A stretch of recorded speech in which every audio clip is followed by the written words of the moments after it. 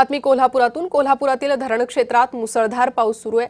राधानगरी धरण 99% भरलंय। जिल्ह्यातील 30 पेक्षा अधिक बंधारे पाण्याखाली गेलेत। पंचगंगा नदीची पातळी 32 फुटांवर आहे। कोल्हापूर जिल्ह्यातील धरण क्षेत्रामध्ये चाललेल्या मुसळधार पावसामुळे राधानगरी धरण 99% भरलंय।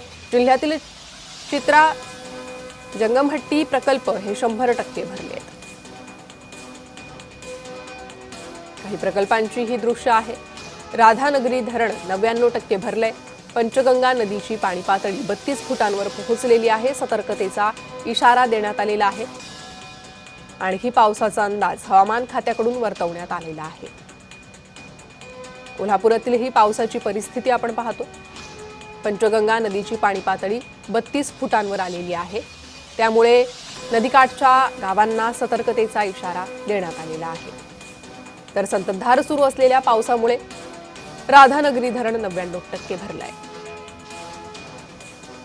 धरणांची बंधाऱ्याची ही दृश्य आहे। एकीकडे राधानगरी धरणाची दृश्य आपण पाहतोय। राधानगरी धरण 99% भरलंय, तर दुसरीकडे पंचगंगा नदीची पाणी पातळी आहे। ही पाणी पातळी 32 फुटांवर पोहोचलेली आहे।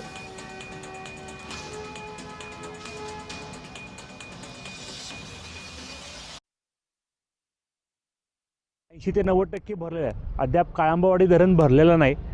शहरामध्ये थोडासा पाऊस आहे, पण धरण क्षेत्रात फार मोठ्या प्रमाणात पाऊस आलेला आहे। पंचगंगा नदी 3 वेळा पात्राबाहेर आलेली आहे, पण प्रशासनानं चोख चांगली व्यवस्था लावल्यामुळं पुरामुळे कुठलीही हानी पोहोचलेली नाही।